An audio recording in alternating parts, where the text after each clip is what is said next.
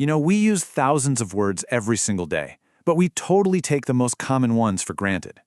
So today, we're going to pull back the curtain on a word we all think we know, just to see the complexity that's been hiding in plain sight this whole time. So let's just start with a question. What does it actually take for a word to be basic? I mean, is it just about how often we say it, or how simple it sounds, or is there something more official going on? It's a deeper question than you might think. Well, it turns out there is an official answer. Back in the 1930s, a linguist created this thing called Basic English. The whole idea was to make a super simple, functional version of the language, and the entire list, it has just 850 words. And for this explainer, we're going to put just one of those 850 words right under the microscope. It's a word we all know, we've all used, and honestly, it's way more interesting than you'd ever guess. We're talking about the word kiss. Okay, here's how we're going to break it down.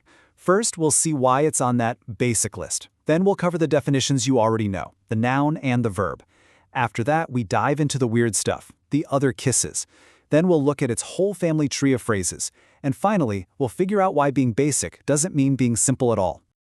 All right, let's kick things off with its official status. Section 1. This word is one of just 850 words that are considered the absolute foundation of English.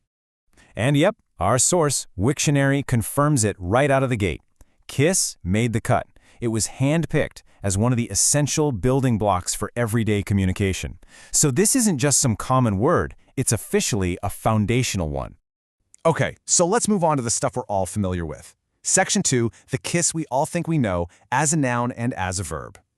I mean, just look at the beautiful simplicity here. As a noun, it's the act. It's a thing you can give somebody. As a verb, it's the action. It's something you do. The definitions are practically identical, but that tiny little grammatical shift makes all the difference in the world. So here's the noun doing its thing. A long kiss. See? In this sentence, the kiss is a thing. It even has an adjective, long, describing it. It's something that can be given. It's a perfect, totally straightforward example. And then you've got the verb. They kissed. It's what they're doing. It's the action. So far, so simple, right? This is the core meaning that landed it on that list of 850 words. But this is exactly where things start to get really interesting. All right, time to pivot to Section 3, the other kisses.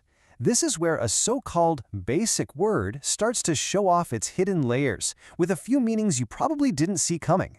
And wow, check this out. The noun kiss isn't just about affection. It's also a very specific, trademarked piece of candy. The word has been totally co-opted to mean a small, sweet treat. How does that even happen? Is it the shape, the idea of it being a little gift? Right away, the word is expanding. But wait, the verb expands too, except it goes in a completely different direction. Here, kiss sheds all of that romantic, affectionate meaning and becomes about something else entirely, just a brief, light contact. I mean, get a load of this example. It's perfect. His car kissed the bumper. It wasn't a crash, it wasn't a collision. It was just a gentle, momentary touch. Think about that. The exact same word we use for deep affection is also the perfect word for a minor traffic incident. That's some incredible versatility. Okay, so let's zoom out even more for Section 4, the word's family tree. This is where we see how one single root word can sprout this entire ecosystem of phrases and new meanings. Just take a look at this list. We start with kisser, which is just a slang term for your mouth, and French kiss, a very specific romantic act, and then the tone just completely shifts. A kiss off is a blunt dismissal, to kiss and tell is to betray someone's trust, to kiss up is to suck up to somebody, and of course, kiss my ass is just pure defiance. This one basic word is the root of affection, betrayal, ambition, and confrontation? Amazing. And all of this leads us right to our final section and really the main takeaway from this whole journey, why basic is not the same as simple. So what's the big takeaway here? Being on the basic English list doesn't mean a word is simple.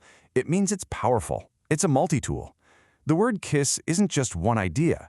It's a whole collection of ideas, all bundled up into 4 little letters, covering everything from love to a fender bender. And that really leaves you with one final thought, doesn't it? If a word that seems as straightforward as kiss has all this complexity packed inside it, what about other basic words like run, or get, or make?